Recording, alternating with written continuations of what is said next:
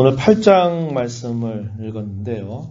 우리가 지난번 한 두어 차례에 걸쳐서 읽었던 이 전도서 7장에서부터 지혜의 말씀들이라고 부르는 내용들이 계속 이어지고 있습니다. 이 7장에서 우리가 살폈었던 내용은 우리는 인생 가운데 형통한 일을 겪기도 하고 공고한 일을 겪기도 한다 하는 내용들을 우리가 함께 살펴보았습니다. 형통할 때에는 기뻐하고 찬송하는 일, 공고할 때는 되돌아보고 하나님 앞에 기도하는 일을 하도록 하신 하나님의 뜻이 있다. 이런 걸 살펴보았고, 또 의의 문제, 악의 문제, 또 사람의 지혜가 갖는 그 한계가 무엇인가에 대하여 우리가 함께 살펴보았습니다. 이제 오늘 우리가 읽는 이 전도서 8장의 내용에서는 크게 두 가지 내용을 우리에게 전달하는데, 하나는 왕의 권위에 대한 복종에 대해서 우리가 읽은 전반부 내용에서 설명을 해주고, 또 하나의 내용은 인생의 불의의 문제에 대하여 우리가 이 현실 속에서 어떠한 신앙의 자세를 가지고 살아야 되는가 하는 것에 대한 말씀을 주고 있습니다.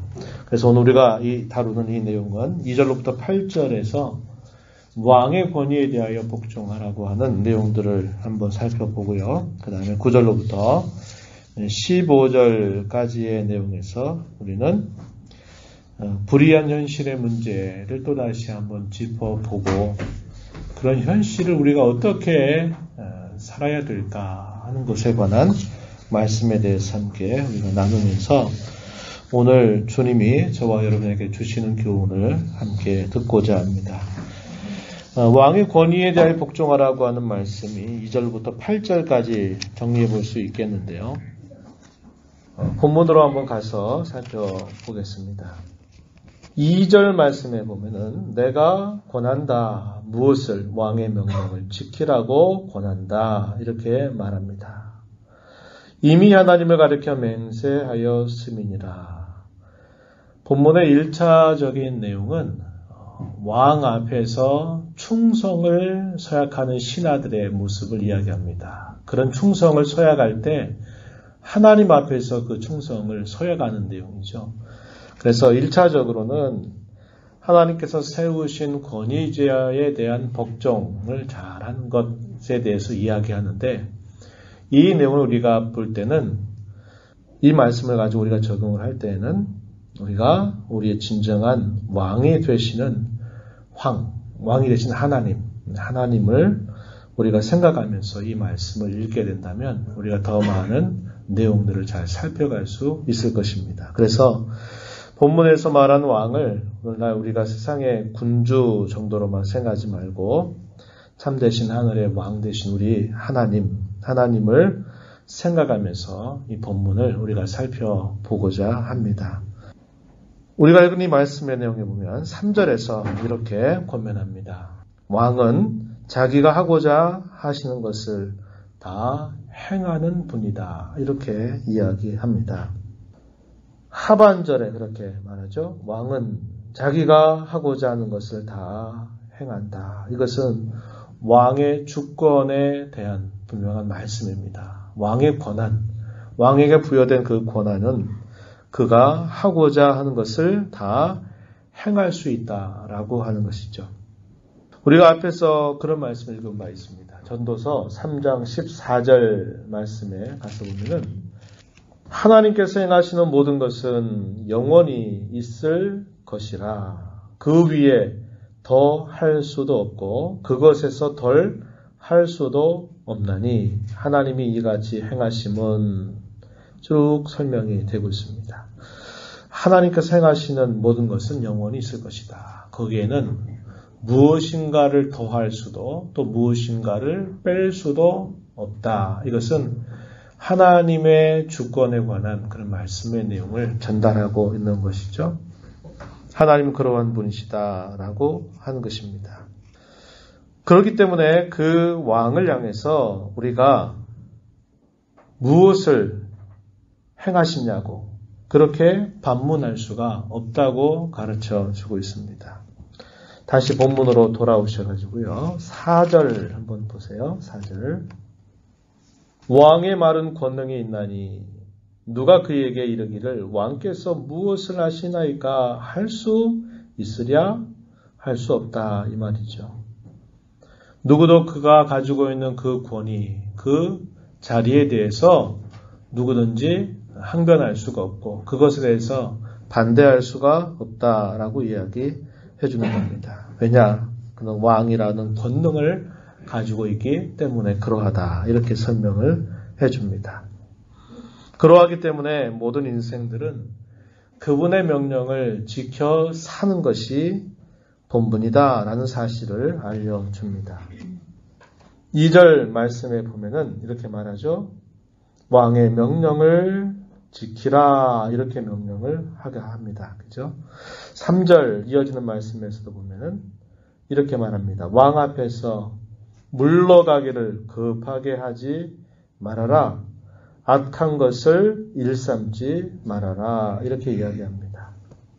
그분의 명령을 지켜라. 그리고 그분 앞에서 물러가기를 급하게 하지 말라. 이것은 무슨 말입니까? 그가 하시는 그 말씀을 끝까지 잘 새겨 듣는 자세를 말하는 것이죠. 악한 것을 일삼지 말라. 그가 싫어하는 그 악행들을 그것을 행해서는 안 된다. 이렇게 권면을 하게 됩니다. 전도서의 말미에 가서도 보면요. 이렇게 말하죠. 일의 결국을 너희가 다 들었으니 내 명령을 지켜 행하라. 이것이 인생의 본분이니라. 전도서 12장 마지막 가서 보면 전도서의 결론을 딱 그렇게 전도자가 전달하는 내용을 우리가 확인할 수 있게 됩니다. 그와 비슷한 표현으로 우리가 이해할 수 있는 말씀이죠. 그분의 명령을 잘 지키는 사람은 화를 당하지 않게 될 것이다. 그러나 그분의 명령을 지키지 않는 자에게는 심판의 때, 공고의 때가 분명히 올 것이다. 이렇게 이야기하고 있습니다. 5절 말씀에 가서 보면은 명령을 지키는 자는 불행을 알지 못할 것이다. 지혜자의 마음은 때와 판단을 분별한다. 여기서 때라는 것은 적절한 때, 정확하게 그 시기를 정확하게 읽어내는 것을 말하는 거예요. 보시고요. 이 판단이라고 하는 말은 적절한 절차, 진행, 과정 이것을 뜻하는 말입니다. 그것을 분별한다. 누가요? 지혜로운 자의 마음이 그것을 분별한다. 이야기하면서 지혜로운 자는 그의 명령을 지켜 살게 되고 그러다 보면 화라고 하는 것을 면하게 된다. 이렇게 이야기를 해줍니다. 그러나 반대의 경우는 그에게 심판의 때가 오게 될 것이다 라는 사실을 이야기합니다. 6절 말씀에 무슨 일에든지 때와 판단이 있으므로 사람에게 임하는 화가 심함이니라. 이렇게 말해서 그 왕을 어떤 분으로 알고 그 왕을 어떤 태도로 대하느냐에 따라서 화를 당할 수도 있고 또 그 화를 면할 수도 있다라는 사실을 분명하게 이야기해 주게 됩니다. 우리가 섬기는 우리 하나님이 그런 분이시다 하는 겁니다. 이 세상의 군주는 자신의 말을 잘 들을 때 그 잘 듣는 신하를 귀하게 여길 수 있고 그에게 존귀를 덧입혀 줄 수가 있을 것입니다. 그러나 그것도 그가 할 수 있는 범위 내에서만 그렇게 할 뿐이에요. 왕이 어찌할 수 없는 일 앞에서는 아무리 왕이 그렇게 하고자 하더라도 그렇게 될 수 없는 현실이 있는 겁니다. 전쟁했다 같이 우리가 읽은 말씀 가운데 8절 끝부분에 가서 보게 되면은 전쟁과 같이 이런 전쟁에서 아주 왕이 어떻게 할 수 없는 큰 상황이 벌어지게 될 때는 아무리 왕이 자신의 신하와 백성 위한다 한들 그렇게 보호를 받을 수 없는 상황도 펼쳐질 수 있는 것이죠. 그러나 우리가 섬기는 하늘의 하나님은 모든 왕들의 왕이 되시는 분이시죠. 만왕의 왕, 만주의 주가 되시는 분이시기 때문에 우리가 하나님의 명령을 잘 듣고 그 명령을 지켜 사는 것이 우리의 마땅한 본분일 뿐만 아니라 우리가 그분 안에서 참된 복을 누릴 수 있다는 것을 우리는 알게 되는 겁니다. 사람은 자신의 장래의 일에 대해서 알 수 없다라는 것이 이 전도서에서 계속 반복되고 있는 아주 중요한 표현이죠. 앞날을 알 수 없다는 겁니다. 한치 앞을 내다볼 수 없는 것이 인생이다라는 사실을 이야기해 왔어요. 본문 7절에서도 그러한 말씀을 또다시 이야기합니다. 7절 말씀에 보면 사람이 장래의 일을 알지 못하나니 장래의 일을 가르칠 자가 누구이랴? 누가 이 장래의 일에 대하여 가르칠 수가 있겠는가? 이렇게 묻습니다. 우리가 전도서 3장에서 읽었던 것처럼 사람이 날 때부터 사람이 언젠가 죽을 때까지 수많은 극단적인 일들, 이걸 메리즘이라 그랬어요.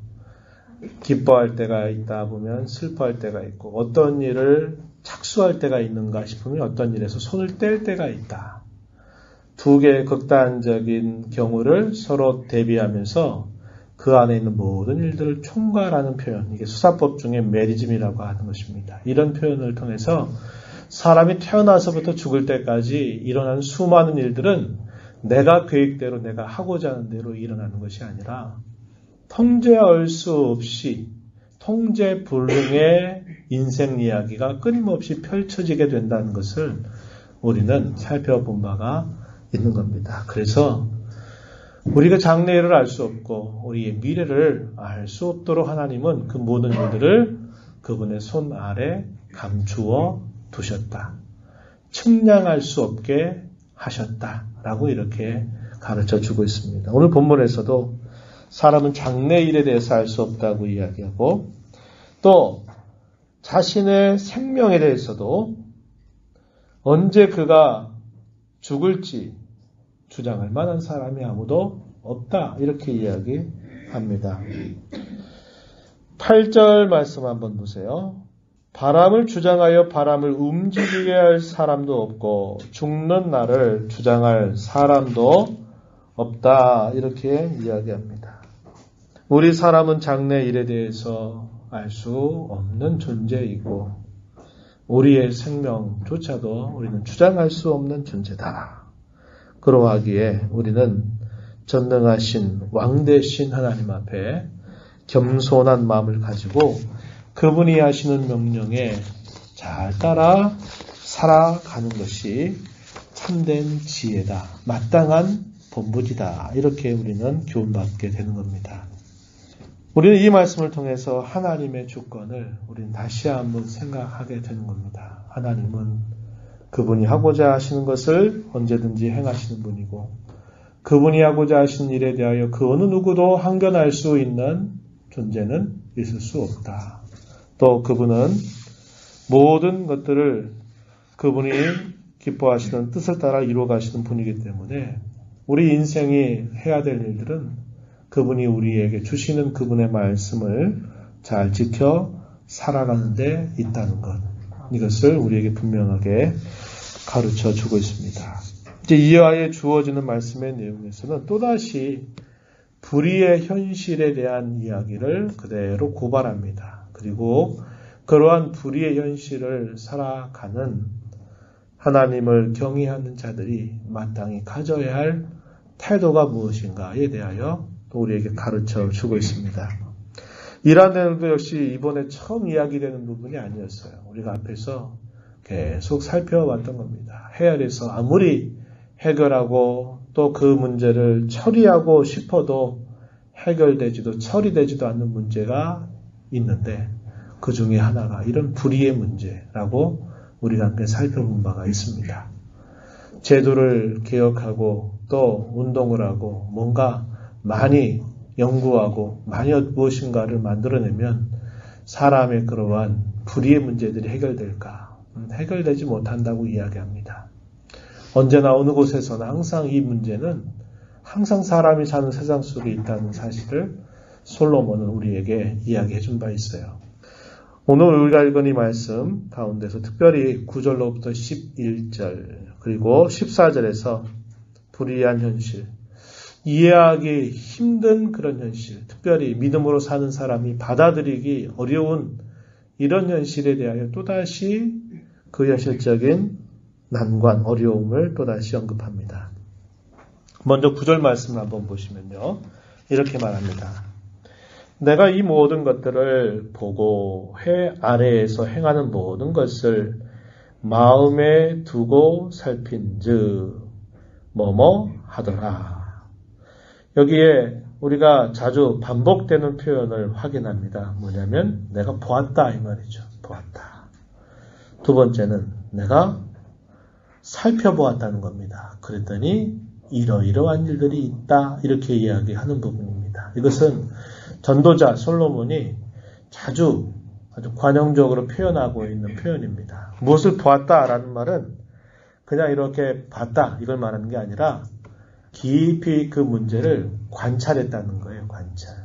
그리고 여기 마음을 두고 살핀즉이라고 할 때는 그것을 오랜 시간 관찰하고 했을 때 그 문제에 대한 어떤 평가의 내용들이 소개가 되고 있는 부분입니다. 그래서 보고 살폈다라는 말을 이 구절에서도 사용하고 있어요.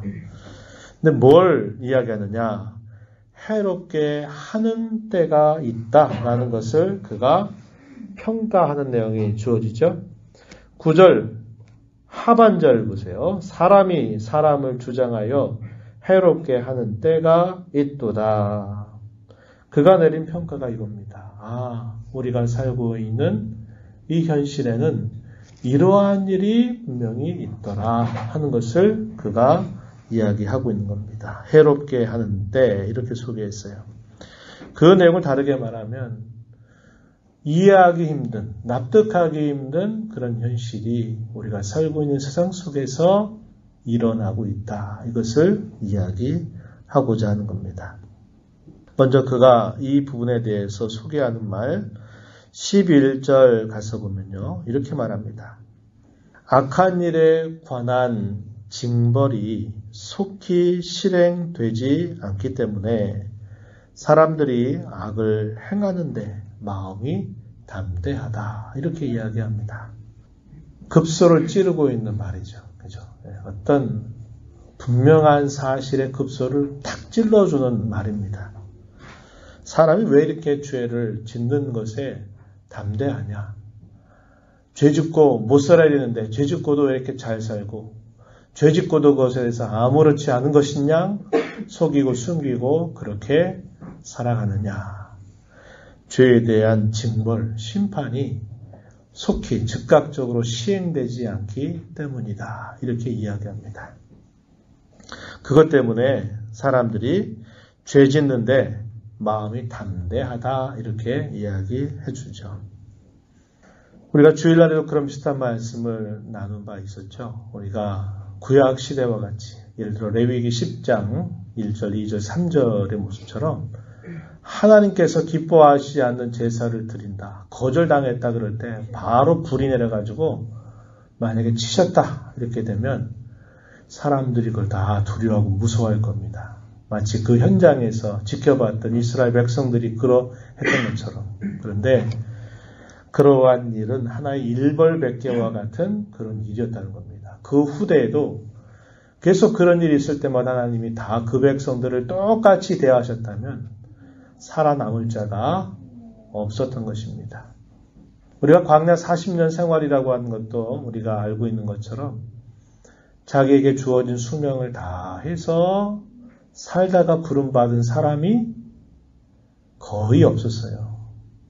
장정만 60만 명이 나와가지고 거기 한 3배, 4배 정도 되는 그 많은 사람들이 광야에 나왔는데 광야에서 다 엎드러졌다 그래요. 연수가 다 차가지고 노안으로 인해서 자연스럽게 주어진 삶을 살다가 부름받은 게 아니라 대부분이 하나님 앞에 죄 짓는 일 때문에 징계받아서 벌받아서 자기에게 주어진 삶이 소위 요절한다 그러죠. 주어진 자기의 수명을 다 살지 못하고 도중에 결국 벌받아서 인생을 마무리하는 일들이 참 많았다고 이야기하는 겁니다. 오늘날도 만약에 하나님께서 그런 시대와 같이 그렇게 즉각적으로 벌하시는 일을 행하신다면 사람들이 무서워서라도 안 할 텐데 하나님은 그렇게 하시지 않는다는 겁니다. 그러다 보니까 사람들이 죄 짓고도 발 뻗고 살고 악한 일 행하면서도 별스럽지 않게 편안하게 사는 것에 대해서 아주 담대한 마음을 가지고 죄 짓는 것을 별스럽지 않게 여기는 그런 태도를 가진다고 하는 겁니다. 그러나 그것은 심판이 없는 게 아니라 심판에 대한 유보입니다. 유보.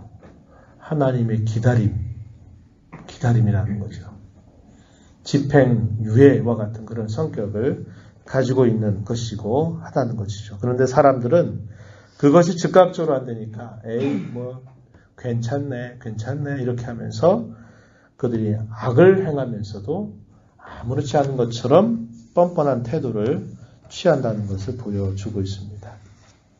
12절 가서 보면 또 뭐라고 말하냐면 죄인이 100번을 범죄하고도 여전히 살아남는 일도 있다 이렇게 이야기해 줍니다. 12절 상반절 보세요. 죄인은 100번이나 악을 행하고도 장수하거니와 이런 경우조차 있다 이렇게 이야기합니다. 우리의 생각에는 죄인이 죄를 범하면 빨리 감옥살이 하든지 빨리 처단을 당하든지 해야 되는데 그러한 일이 현실 속에서 잘 안 일어나는 것처럼 보여진다고 이야기하는 겁니다. 또 이어지는 내용 뒤로 가서 보면 14절 가서 보면은 또 이런 경우를 현실 고발을 하고 있는데요. 14절 말씀 한번 보세요. 세상에서 행해지는 헛된 일이 있나니 곧 악인들의 행위에 따라 벌을 받는 의인들도 있다. 반대로 의인들의 행위에 따라 상을 받는 악인들도 있다는 것이다. 이렇게 이야기합니다. 지금 반대로 된 현실이 나타난다는 거죠. 이러한 현실들 앞에서 곤욕스러워할 수밖에 없는 반응이 나타나는 것입니다. 의인이 악인처럼 잘 안 되는 일도 분명히 있고 또 악인이 의인처럼 잘 되는 일이 너무나 빈번하게 일어나고 있다는 것을 이야기합니다. 이것은 큰 난제가 아닐 수 없죠. 큰 어려운 문제가 아닐 수 없게 여겨지면서 많은 사람들을 참 곤욕스럽게 하는 것입니다. 이러한 현실들이 이 솔로몬이 살고 있었던 시대에도 그러하고 여전히 오늘을 살아가는 우리의 시대 속에서도 이러한 일들은 늘 있는 일임을 우리는 충분히 알 수 있어요. 그러한 현실 앞에 그렇다면 어떻게 우리가 하나님 앞에 살아야 될까 하는 문제를 이야기해 주는데요. 그 답변의 내용이 12절, 13절, 15절 이 세 절에서 소개를 해주고 있습니다. 12절 말씀에 한번 보세요. 앞에 표현되고 있는 말은 뭐뭐 할지라도 이해하시면 돼요. 죄인은 100번이나 악을 행하고도 장수할지라도 그런 일이 있을 수 있을지라도 또한 내가 안다. 무엇을? 하나님을 경외하여 그를 경외하는 자들은 잘 될 것이라는 것을 나는 안다. 이렇게 이야기합니다. 혹 죄인들이 죄를 범하고도 오랫동안 별일 없이 사는 사람이 있을 수 있지만 나는 분명히 안다. 무엇을? 하나님을 경외하는 사람들, 그러한 사람들은 잘 될 것이라는 것을 나는 분명히 안다. 이건 무엇으로 하는 겁니까? 믿음으로 하는 거죠. 믿음으로 그 끝을 내다보면서 아는 것입니다. 결국 무엇이 우리를 곤욕스럽게 하느냐? 시간이 우리를 곤욕스럽게 만드는 겁니다. 우리는 바로 지금인데 하나님은 그것을 기다리게 하시는 거죠. 시간적으로 그것이 뒤로 미루어지는 일이지 결코 그 죄에 대하여 하나님 심판을 안 하시는 게 결코 아닙니다. 이 시간의 문제 때문에 우리가 많이 힘들어하게 되는 거예요. 우리 편에서 볼 때는 어떤 덕목이 필요하다고 이야기하는 걸까요? 시간의 문제이기 때문에 그 시간을 내가 정하고 싶은데 바로 오늘 끝장 내주셨으면 좋겠는데 하나님은 아니? 이렇게 하시거든요. 그럼 우리에게 뭐가 필요할까요? 그렇죠. 인내가 필요한 겁니다. 그래서 성경은 그것을 두고 믿음의 인내다 그래요. 그냥 막연하게 찾는 게 아니라 하나님께서 하실 일을, 그분이 하신 말씀을 굳게 신뢰하면서 믿으면서 그것을 가지고서 때를 기다리는 거예요. 이 기다린다는 게 뭐예요? 에이, 잘해봤자 좋은 것도 없고 나쁘게 해봤자 벌도 안 받으니까 그래, 나도 될 대로 되라. 그렇게 살아가는 것을 말하는 게 아닙니다. 또 이런 자세도 아니에요. 내가 그렇게 기도 생활하고 내가 그렇게 성경 보고 그렇게 봉사 생활했는데 이거 뭐 남는 것도 없네. 그래서 자기의 신앙에 대한 무용론, 회의감에 빠져서도 안 된다는 거예요. 근데 우리가 그런 인내를 우리가 견뎌내지 못하고 흔들릴 때가 너무나 많은 겁니다. 내가 여태까지 하나님을 경외했는데 왜 결국은 나한테 이런 고난이 오고 왜 어려움이 찾아오는가? 욥기가 그걸 우리에게 또 잘 보여줘요. 내가 다른 사람보다 더 열심을 했는데 알아주지도 않고 이건 뭐야 도대체? 남는 것도 없네. 이런 생각이 우리에게 밀려오게 되면 에이, 남들 하는 것만큼 나도 대충 하고 살지 뭐. 이런 생각이 우리에게 밀려올 수가 있어요. 하나님을 믿는다는 게 도대체 나한테 무슨 유익이 있어? 뭔가 보이는 것도 없는데, 나타나는 것도 없는데. 믿지 않는 사람들은 우리에게 그걸 항상 되묻죠. 야, 너 하나님 믿는다고 그러는데 좋은 게 뭐가 있어? 너 한번 얘기해봐. 막 얘기하잖아요. 달라진 것도 없잖아. 뭐가 달라져? 이런 식으로 늘 공격을 하게 되고 믿는 성도들도 또 그런 실 앞에 가끔씩 마음이 흔들릴 때도 있다는 거예요. 근데 인내한다는 건 뭐예요? 내가 가는 이 신앙의 자세, 내가 갖는 이 신앙의 마음가짐, 내가 갖는 내 신앙적인 행실, 이것을 꺾지 않는 거예요.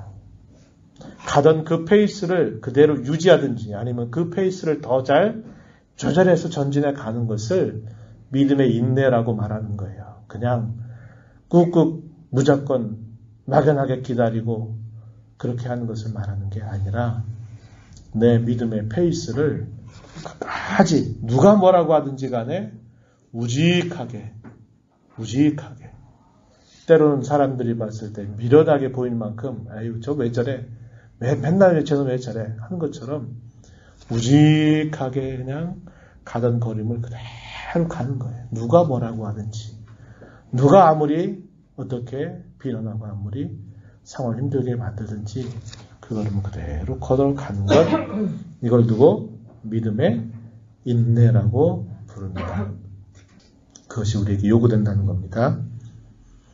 또 솔로몬 이렇게 말합니다. 13절에 보면 악인은 결국 그날이 그림자와 같이 허망할 뿐이다 라고 이야기해 줍니다. 13절 말씀해 보세요. 악인은 잘 되지 못하며 장수하지 못하고 그날이 그림자와 같으리니 왜냐? 하나님을 경외하지 아니하기 때문이다 라고 분명하게 이야기합니다. 그래서 이 12절 말씀, 13절 말씀은 불의하고 삐딱하게 보이고 잘못된 현실을 살아가는 신자들이 마땅히 가져야 할 태도요, 자세요, 마음가짐이요, 행실이어야 됨을 분명하게 가르쳐 주는 말씀이에요. 그러한 많은 흔들리는 현실 앞에서 또 한 가지 우리에게 분명하게 가르쳐 주는 말씀, 15절 말씀 한번 가서 보시기 바랍니다. 역시 이 표현도 우리가 전도서를 통해서 많이 읽어왔던 표현이에요. 우리 함께 15절 말씀 함께 읽어봅니다. 시작. 이에 내가 희락을 찬양하노니 이는 사람이 먹고 마시고 즐거워하는 것보다 더 나은 것이 해 아래에는 없습니다. 하나님이 사람을 해 아래에서 살게 하신 날 동안 수고하는 일 중에 그러한 일이 그와 함께 있을 것입니다. 아멘. 이에 어떤 표현입니까? 앞에 뭔가 모든 상황이 역전돼 보이고 비현실적이고 보이고 뭔가 기대하는 상황하고 안 맞는 악인과 의인의 어떤 처우가 뒤바뀌어져 있는 그런 당혹스러운 현실, 그런 현실 속에서 뭐라고 하니까 내가 희락을 찬양한다. 기쁨, 즐거움을 내가 높이 칭송하겠다. 노래하겠다. 이렇게 이야기하는 겁니다. 사람이 먹고 마시고 즐거워하는 것보다 더 나은 것이 아래 없는 줄을 분명하게 깨달았다. 이렇게 이야기하면서 그 사실을 다시 한번 이야기하고 있습니다.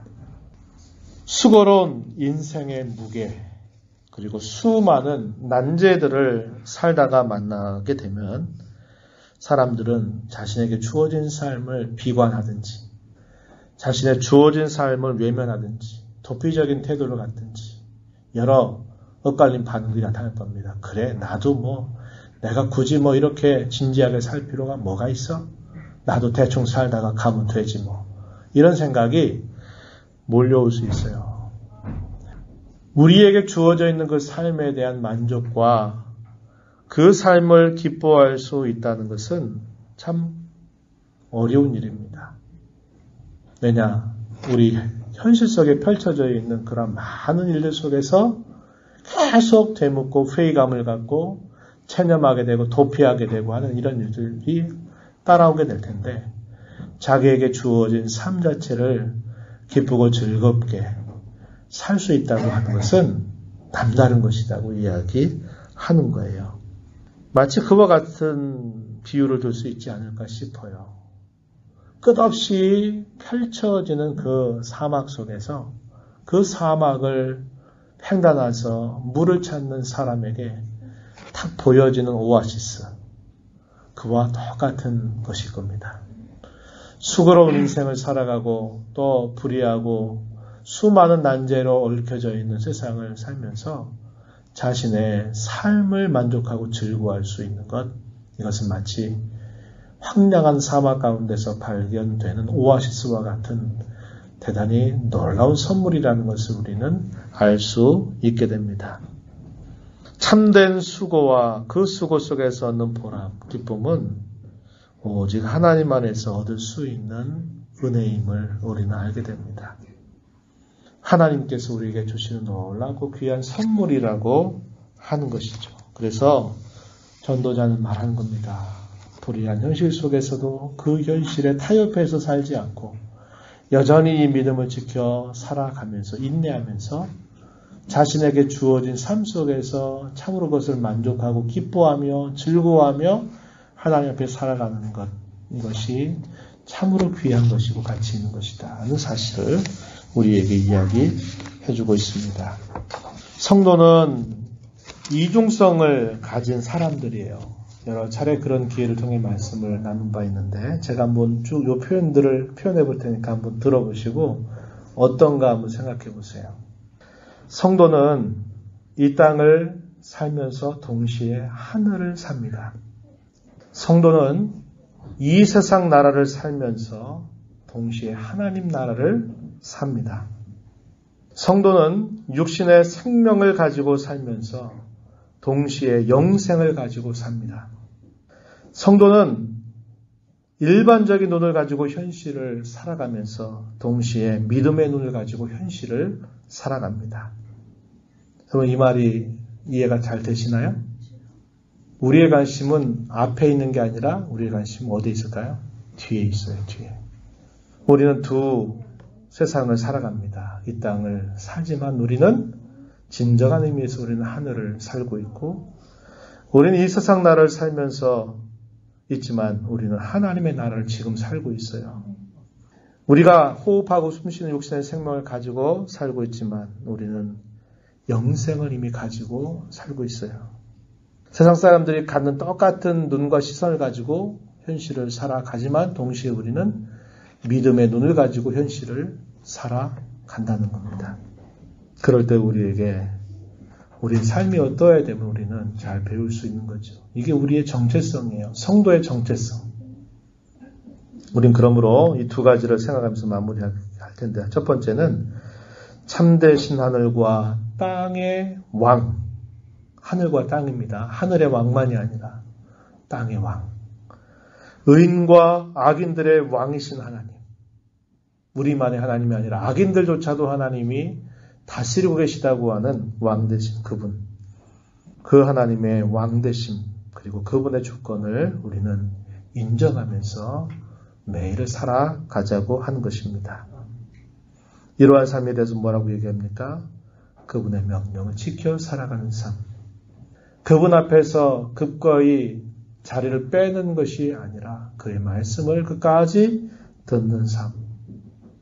악행을 일삼지 않는 삶. 하나님의 뜻을 따르는 삶. 이러한 삶을 살아가야 된다 하는 것을 다시 한번 배우고요. 두 번째는 우리의 삶의 여러 불의한 현실, 많은 난제들 앞에서 우리는 하나님의 깊으신 섭리를 생각할 줄 알아야 합니다. 그리고 믿음의 인내를 굳게 붙잡아야 한다는 겁니다. 그리고 우리의 주어진 현실 속에서 주어진 삶을 살 때 하나님으로 인하여 만족하고 또 그분을 높이고 찬양하는 삶, 기뻐하는 삶을 늘 살아가기를 힘써야 된다 하는 것입니다. 이게 오늘 우리가 이 말씀을 생각하면서 함께 깊이 나누고자 하는 그런 중심적인 내용입니다.